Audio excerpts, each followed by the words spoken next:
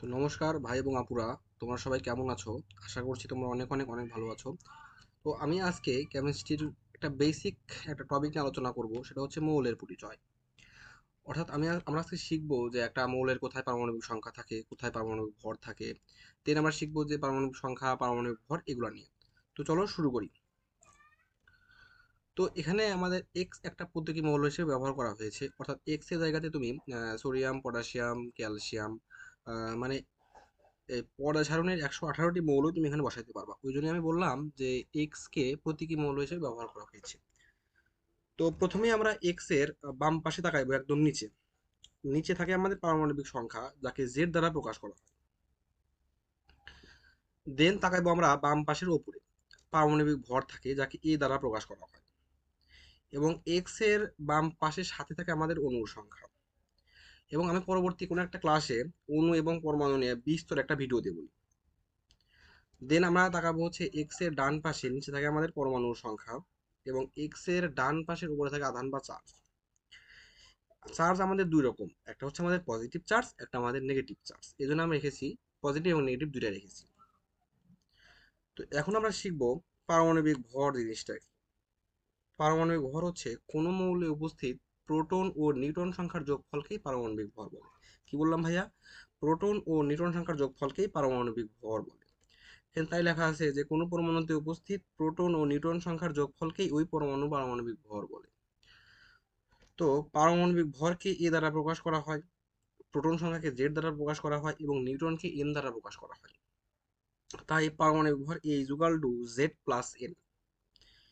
এখন আমরা শিখব পারমাণবিক সংখ্যা। মৌলে যতগুলো প্রোটন সংখ্যা থাকে তাকেই পারমাণবিক সংখ্যা বলে, অর্থাৎ যাহা প্রোটন সংখ্যা তাহাই পারমাণবিক সংখ্যা। তাই এখানে তাই লেখা আছে যে কোনো পরমাণুতে উপস্থিত প্রোটন সংখ্যাকে ওই পরমাণুর পারমাণবিক সংখ্যা বলে। তাহলে আমাদের পারমাণবিক সংখ্যা আমাদের কেমনে বের করব? পারমাণবিক সংখ্যা ইকুয়াল টু ভর মাইনাস নিউট্রন সংখ্যা।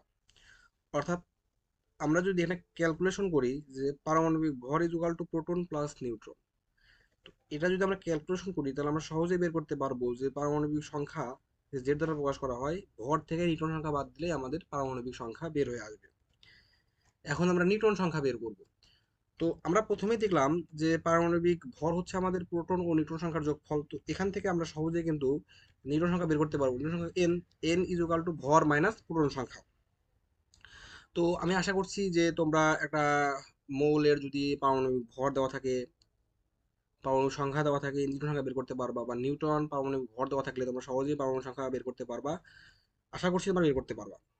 দেন আমরা একটা কোশ্চেন সলভ করবো, এবং আমি আশা করছি যে কোশ্চেনটা সলভ করলে তোমরা সহজেই অ্যান্সার করতে পারবা।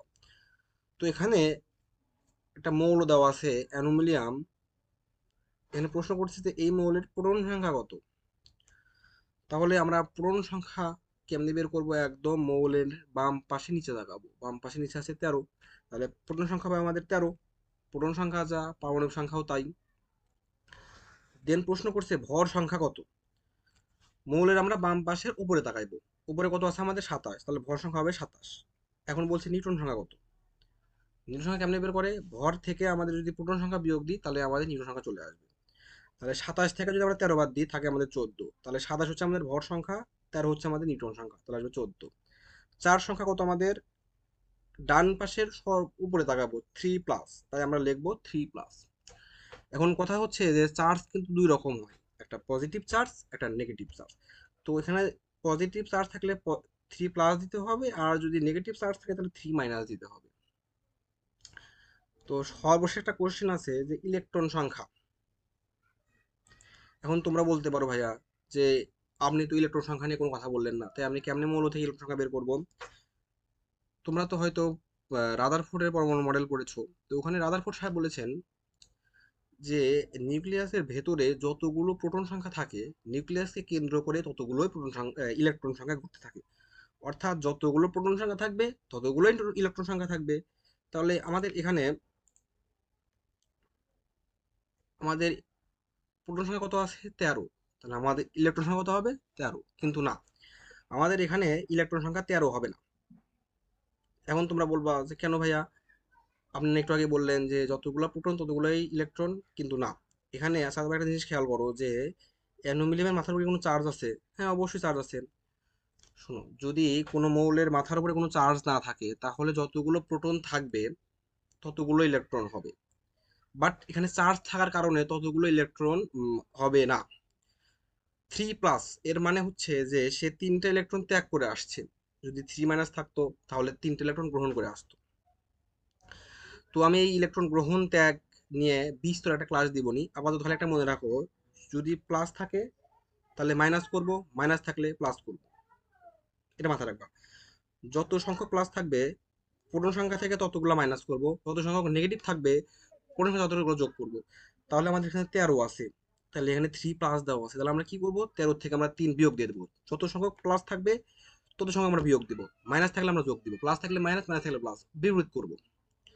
তাহলে এখানে তাই দেওয়া আছে যে পরমাণু যতগুলো পূর্ণ সংখ্যা থাকে এটি ততগুলো ইলেকট্রন সংখ্যা থাকে, কিন্তু এখানে ইলেকট্রন আছে 10টা। কেন? কারণ অ্যানুমিলিয়াম 3টি ইলেকট্রন ত্যাগ করেছে। তো এটা খালি মাথায় রাখবা যে যদি কোনো চার্জ না থাকে কারো মাথার উপরে, তাহলে যতগুলো ইলেকট্রন থাকবে, সরি প্রোটন থাকবে, ঠিক ততগুলো ইলেকট্রন সংখ্যা থাকবে। কিন্তু বাই এনি চান্স যদি আমাদের চার্জ থাকে, তো যদি পজিটিভ চার্জ থাকে তাহলে যত সংখ্যক পজিটিভ থাকবে প্রোটন সংখ্যা থেকে ঠিক তত সংখ্যকই বিয়োগ দিবা। যদি নেগেটিভ চার্জ থাকে তাহলে প্রোটন সংখ্যা থেকে ঠিক ততগুলো যোগ দিবা, অর্থাৎ প্লাস থাকলে মাইনাস, মাইনাস থাকলে প্লাস। তো আজকে আর না, নেক্সট ক্লাসে আমরা অণু পরমাণু সংখ্যা এবং ইলেকট্রন সংখ্যা নিয়ে একটা বিস্তর একটা আলোচনা করব। তো ভালো থাকো সবাই, নমস্কার।